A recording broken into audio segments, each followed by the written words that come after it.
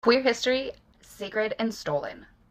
Queerness across the Atlantic. Two-spirit traditions, colonization, and erased genders. A not fun fact, in 1850, Spanish colonizers executed indigenous people they labeled burdocks. But get this, in many indigenous cultures, these so-called offenders were actually sacred leaders, priests, shamans, healers, and lovers. So while Europe was busy lighting fires under queer folks, North America was lighting sage and asking them to lead the ceremony. Before the Bibles, before the binary, before the land was stolen and queerness colonized, there were two-spirit people.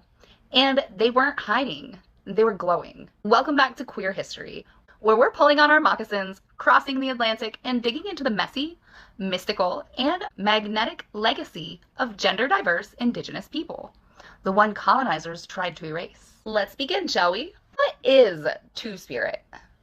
Let's break it down, because the term gets misused harder than my favorite vlogger. Two-spirit, or Nazi Ma Nindoag in Ojibwe, was coined in 1990 by indigenous LGBTQ+ folks who were tired of being called burdocks. A nasty little slur the French stole from Arabic, twisted in translation, and slapped on anyone who wasn't straight and cis. It doesn't mean gay native. It doesn't mean non-binary, but make it spiritual. It's a sacred role, specific to indigenous cultures combining gender, spirit, and responsibility. Two-spirit isn't a label you can slap on for pride. It's an identity rooted in ceremony, community, and centuries of unbothered gender excellence. Not every indigenous person who's queer is two-spirit, and not every two-spirit person is queer in the way white queer theory defines it. This isn't about categories. It's about connection. A queer continent before the colonizers caught a clue. Now, let's time travel, because long before the wigs and waistcoats showed up caring about morality, indigenous people were thriving in genderful societies. Some tribes had 3 genders, others had 5. Some had gender systems so complex, they make Western sex ed look like a crayon drawing. Let's meet a few. Diné, aka Navajo. They recognized, and bear with me here, nádleehi, meaning literally the one who is in constant transformation. Born male, living in feminine roles, often spiritual leaders, healers, and really good matchmakers. The nádleehi wasn't confused. They were balanced. The Diné also had Dilba, a female-bodied individual living in masculine roles. Gender was about sacred harmony, not shame. Imagine being so spiritually attuned, you could calm a tribal conflict, lead a healing ritual, and still look hotter than your colonizer. That's the nádleehi high energy. The Zuni honored the Lahamana, male-bodied people who dressed and worked in traditionally female roles. They weren't mocked. They were ceremonial royalty. Most famous was Wewa, a cultural ambassador, master weaver, and all-around badass who charmed DC in 1886 and had tea with President Grover Cleveland. Miss Wewa walked into the White House in traditional Zuni attire, served face, and served diplomacy. Meanwhile, the colonizers were clutching their rosaries. The Lakota, revered the winkté, male-bodied people in feminine roles. They were spiritual advisors, artists, name givers, and vibe curators. To be winkté wasn't shameful. It was prolific. They say winkté folks could walk between worlds. Meanwhile, most colonizers could barely walk without tripping over their sanctimony. The Ojibwe believed two-spirit people could see beyond. They had a gift of double sight. These folks mediated disputes, led rituals, and held space for transformation. If you needed someone to heal your body and help you unpack your emotional trauma before therapy was a thing, call a two-spirit. When the colonizers came and fucked everything up. Seriously, let's not sugarcoat it. Colonization didn't just challenge indigenous belief systems, it violated, erased, imprisoned, and enslaughtered them. Let's unpack what really happened when Christian Europe met queer, gender-diverse indigenous nations. Because, spoiler, They didn't come with curiosity, they came with crusade energy. Let's roll the Christian colonizer playbook. 1. See queer people living harmoniously with their communities. 2. Scream devilry. 3. Impose Christianity. 4. Use violence to enforce conformity. 5. Erase the past and claim they're saving souls. Spanish colonizers in the 1500s didn't see Two-Spirit people as sacred. They saw them as threats to Christian order. So what did they do? They publicly executed them, often burning them alive or torturing them during religious cleansings. And these weren't random acts. These were strategic punishments designed to terrify entire communities into submission. Convert or die. But what they really meant was conform or be erased. Let's talk about boarding schools. Kill the Indian, save the man. One of the most brutal tools of colonization was the Indian boarding school system. From the late 1800s through the 1900s, Indigenous children across the United States and Canada were forcibly taken from their families, sometimes at gunpoint, and placed in the state and church-run schools.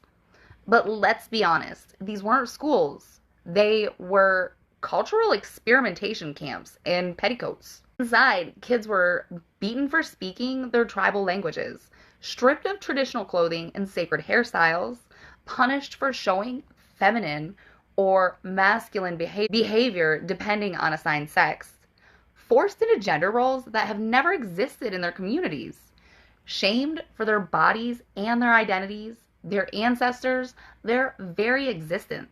Two-spirit and gender non-conforming kids were especially vulnerable. Many were beaten, some were raped, some didn't survive, and their families were never told what happened to them. Imagine being 7 years old, taken from your home, renamed, regendered, and told your ancestors were demons, all while priests tell you it's for your salvation. That's the legacy of Christian charity. As colonial governments took root, they didn't just preach shame, they wrote it into law. Two-spirit dress and ceremonies were banned under anti-pagan laws. Same-sex intimacy was criminalized under sodomy codes, which we'll dive into more in the next episode. Gender nonconformity was used as a reason to institutionalize or sterilize people in the 20th century. Anthropologists either erased two-spirit people entirely or depicted them as mentally ill, deviant, or broken. Basically, if you didn't fit into the male Christian heterosexual and submissive, the colonial system labeled you as a criminal, a sinner, a pervert, or a problem to be fixed. The colonizers came with crosses in hand and chains in the other, and they used both to choke out the spirit of an entire continent. Let's not forget, it was profitable. Churches got funding to run boarding schools. Government seized indigenous lands and gave them to settlers. Queer indigenous people were removed from leadership roles, breaking down cultural infrastructures. Resources and identities were exploited, mined, rewritten, and sold back to the world as history. It wasn't just hate. It was economically engineered erasure. Colonization wasn't just a spiritual takeover. It was a business plan with genocide as a line item. So after the burnings, the beatings, the boarding schools, and the Bible thumping, you might think the story ends in silence. But sweetheart, you clearly don't know queer people. And you definitely don't know Indigenous resilience. Because while the colonizers were writing us out of the record books, two-spirit folks were writing themselves back in with blood, beauty, and power. Let's talk about what survival actually looked like. It looked like the auntie who never married, but knew everyone's secret and always had the final word at ceremonies.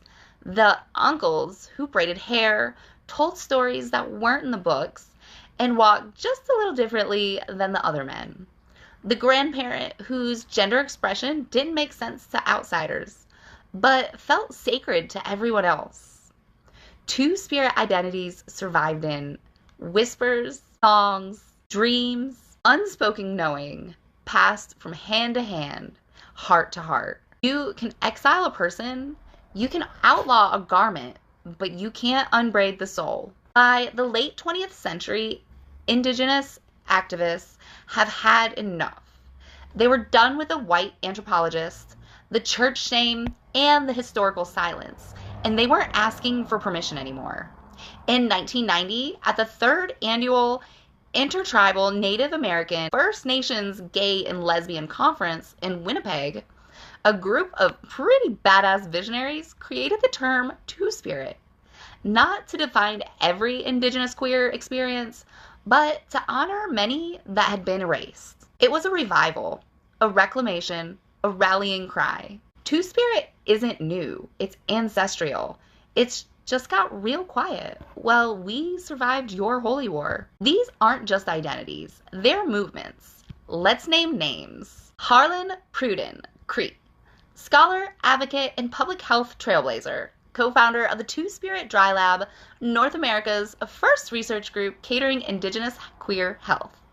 Dr. Alex Wilson, activist, I can't say his Indian name, Opawakayas Cree, I apologize, activist in academic fighting for Two-Spirit education, youth, and sovereignty. BAAITS, Bay Area American Indian Two-Spirits, hosting the largest Two-Spirit powwow in the country, where regalia, resistance, and joy takes center stage. Two-Spirit Journal, an online archive documenting art, protest, poetry, culture, and the unshakable sacred fire. And no, they don't need your ally cookies. They need you to shut up and amplify. Let's talk about the next wave. This is where it gets me right in the feels, and maybe in the throat too.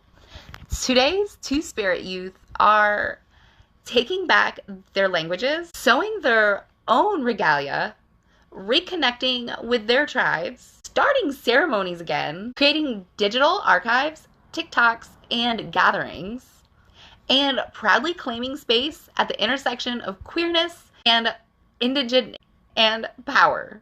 They're not hiding, they're dancing, they're painting, they're posting, they're showing up with ribbon skirts and cut crease eyeliner and thunder in their voices. These babies are blending with the sacred and the savage. And honey, it's unstoppable. Healing isn't passive, it's power. Let's be real, the trauma, it's still there.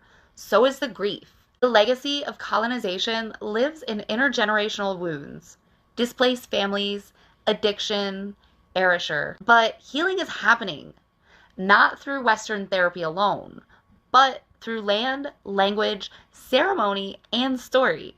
And at the center of that healing, Two-Spirit people returning to the roles they were never meant to lose. We weren't the lost ones. You were the ones who forgot how to listen. Before colonization, queerness was sacred. After it, queerness became a sentence. In our next episode, we follow the colonial rot across the globe, from Africa to India to America, as the British Empire spreads sodomy laws and criminalizes queerness with ink, iron, and hypocrisy. But queer folks, we adapted. We found codes. We found each other. We made art. We formed sacred clubs. We passed notes. We whispered in poetry and roared in silence. Because this is the moment when the world said shh, and we said bet. Like, comment, and follow if you're ready to drag history back out of the closet. One scandal, one saint, and one sacred soul at a time.